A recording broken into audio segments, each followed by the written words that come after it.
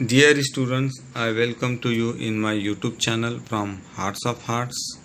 I am M. Tade from Begum Kamunisa Karigar Girls High School and Junior College. I look forward you to like and subscribe my YouTube channel and press the bell icon to get updates.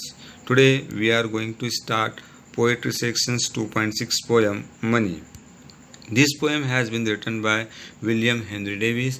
William Henry Davis 1871 में पैदा हुए और 1940 में इंतकाल कर गए। William Henry Davies Newport Wales के मुकाम पर पैदा हुए। विलियम हेनरी डेविस एक वेल्श पोएट और राइटर थे। विलियम हेनरी डेविस ने अपने ज़िंदगी का एक बड़ा हिस्सा या एक मखसूस हिस्सा ट्रैम्प या होबो की हैसियत से यूनाइटेड किंगडम में और यूनाइटेड स्टेट्स ऑफ अमेरिका में गुजारा। ट्रैम्प का मतलब या होबो का मतलब वैगाबाउंड का होता है, जिसे हम आवारा भी कह सकते हैं।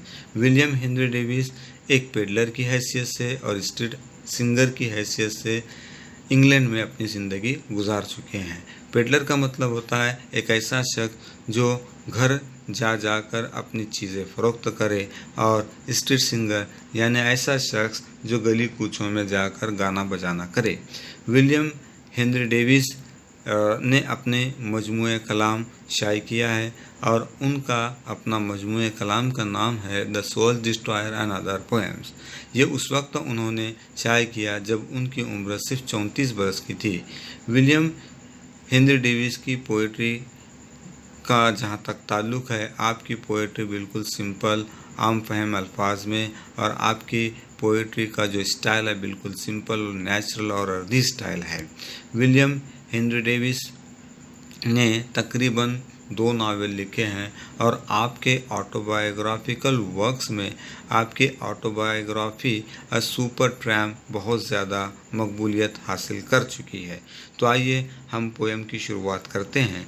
पोएम की शुरुआत करने से पहले मैं आप लोगों को पोएम के मुतालिक बताना चाहूँगा। ये नज़्म एक अमीरज़ादे के मुतालिक है जो एक गरीब इंसान होना पसंद करता है ताकि ज़िंदगी की हकीकी खुशी या रियल हैप्पीनेस को हासिल कर सके। ये उस वक्त मुमकिन है जब उसके पास दौलत, रुपया, पैसा मौजूद न हो, उसने अपनी दौलत खो दी हो। ये नज़्म दौलत की अहमियत के साथ साथ गरीब की ज़िंदगी की भी अक्कासी करती है।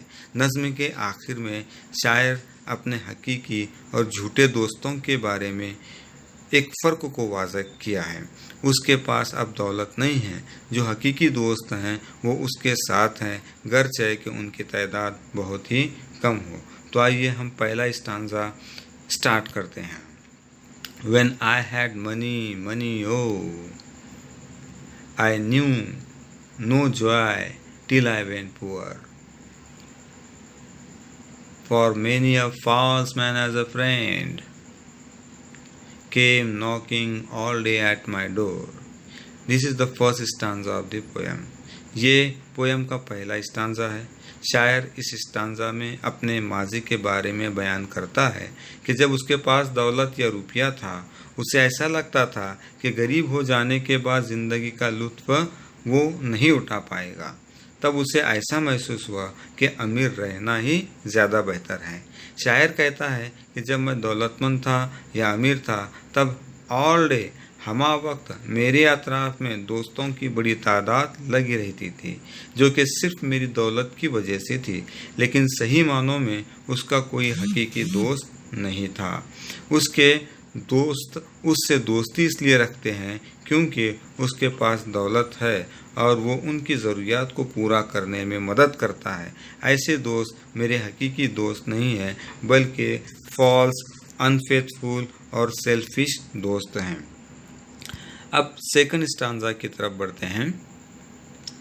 Then felt I like a child that holds a trumpet that he must not blow.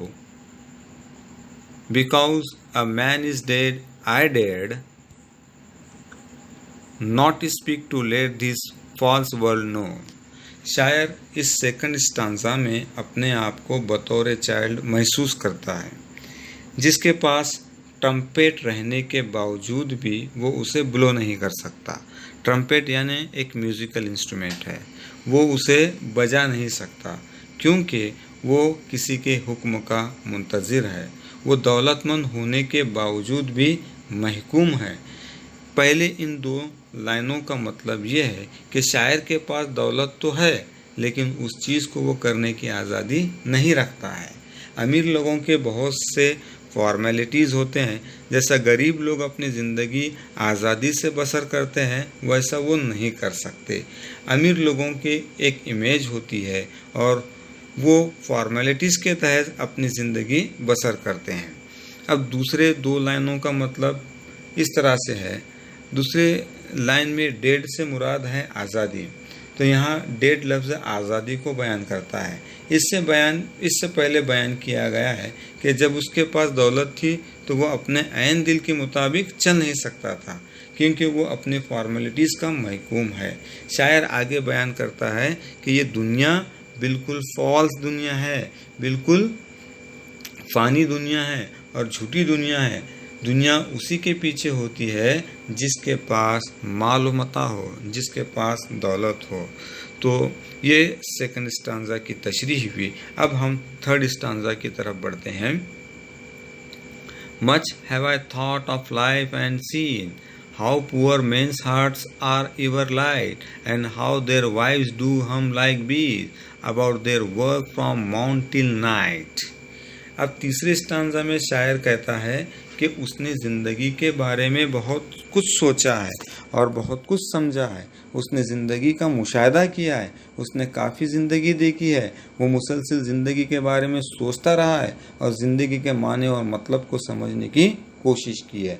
गरीब लोगों के दिल बिल्कुल साफ़ और खालिस होते हैं, बिल्कुल लाइट होते हैं। इन गरीब लोगों की बीवियां बीज की तरह हैं, ऐसा शायर यहाँ पर बयान कर रहा है, जो हर वक्त उनके अतराफ में भिनभिनाती रहती है। वो अपने आदमियों या शोहरों से लामुतमईन है, उनको इत्मीनान हासिल नहीं है क्योंकि उनके शोहर शब व रोज़, दिन व रात मेहनत करने के बावजूद भी अच्छी खासी आमदनी हासिल नहीं कर पाते। उनके बर्ताव में एक किस्म का तुर्शपन है, एक किस्म का चिड़चिड़ापन है। तो अब हम चौथे स्टांजा की तरफ बढ़ते हैं। तो चौथा स्टांजा इस तरह से है। So when I hear these poor ones laugh and see the rich ones coldly frown, poor men think I need not go up so much as rich men should come down। इस stanza में शायर गरीब लोगों को हंसता हुआ देखता है और अमीर लोगों के चेहरों पर गम के सिलवटे देखता है। वो कहता है कि ये वो कंडीशन है जहाँ ज़िंदगी बदल जाती है। आम तौर पर गरीब लोग कभी खुश नहीं होते और अमीर लोग हमेशा खुशहाली में अपनी ज़िंदगी बसर करते हैं। जब ये हालात तब्दील हो जाते हैं तो गरीब अमीरों की हालात पर हंसते हैं। शायर समझता है कि गरीब इंसान को दौलतमंद होने की ज़रूरत नहीं है। इसके बरक्स अमीर लोग गरीब होने चाहिए ताकि वो गरीब की ज़िंदगी के बारे में जाने, ताकि वो गरीब की ज़िंदगी के बारे में समझे और उनके हालात से दो चार हो जाएं। अब नज़्म का आखिरी स्टांजा पेश किया जा रहा है। When I had money, money, oh, my many friends proved all untrue. But now I have no money, oh, my friends are real, though very few। इस आखिरी स्टांजा में शायर अपने हकीकी और झूठे दोस्तों के बारे में कहता है।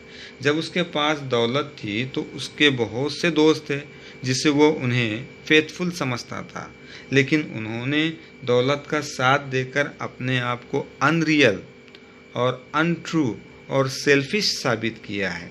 उसके पास अब दौलत नहीं है, उसके पास वही दोस्त बाकी रह गए हैं जो उसे दिल से चाहते हैं और हर हाल में उसका साथ देना चाहते हैं, गरचे कि उनकी तादाद बहुत ही कम है।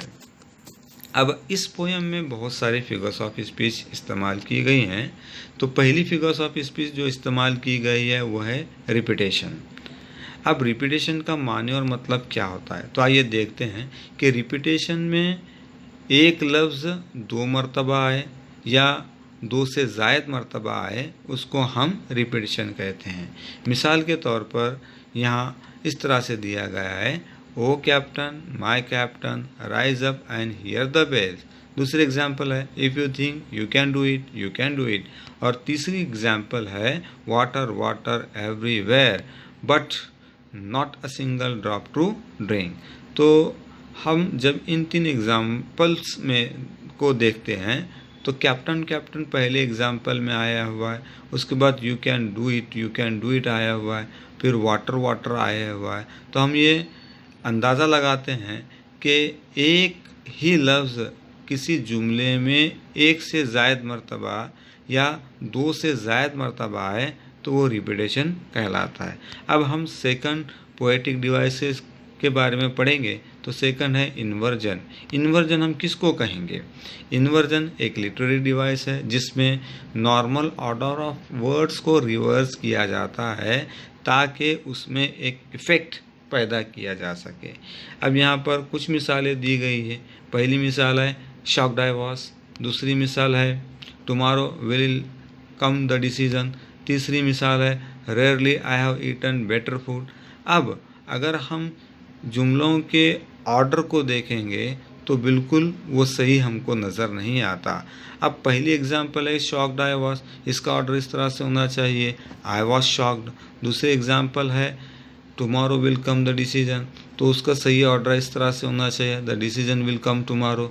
और तीसरी एग्जांपल का ऑर्डर इस तरह से होना चाहिए, I have rarely eaten better food. तो आइए अब हम अगली पोएटिक डिवाइसेस के बारे में पढ़ेंगे।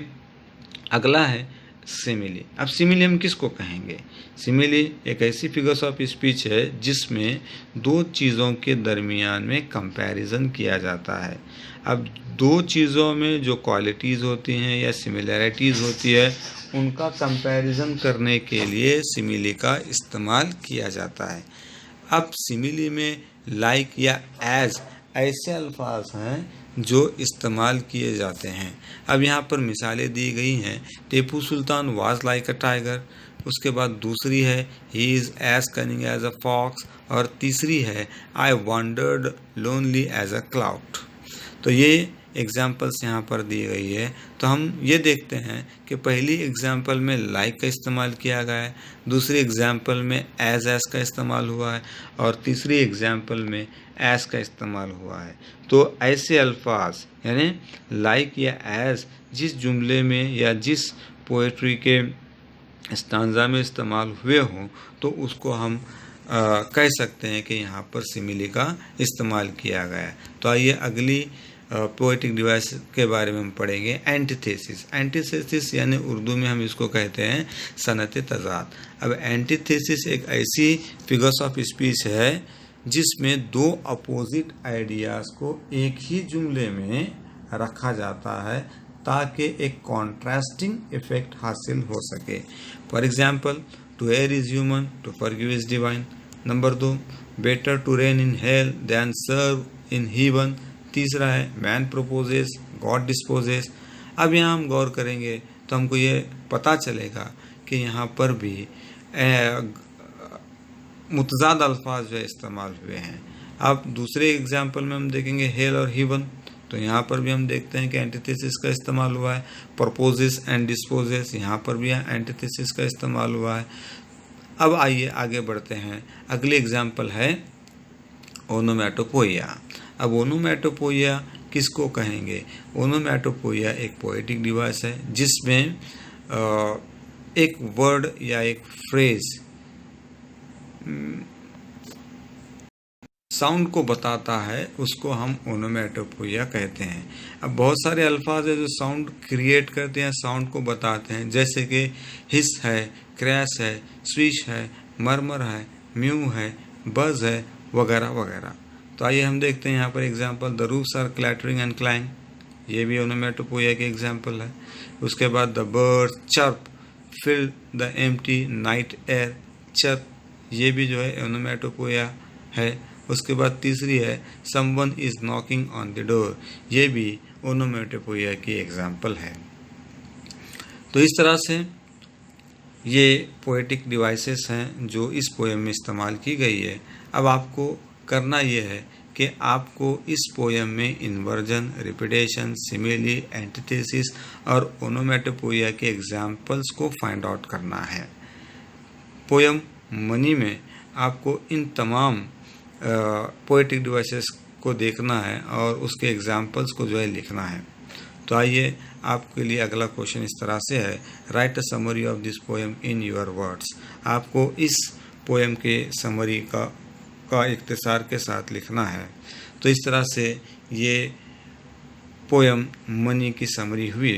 तो मैं उम्मीद करता हूँ कि आपको ये वीडियो पसंद आया होगा और आपसे ये उम्मीद है कि आप इस पोएम को पढ़कर तमाम तरह एक्सरसाइजेज जो आपको दी गई है उसको हल करेंगे। Thank you very much.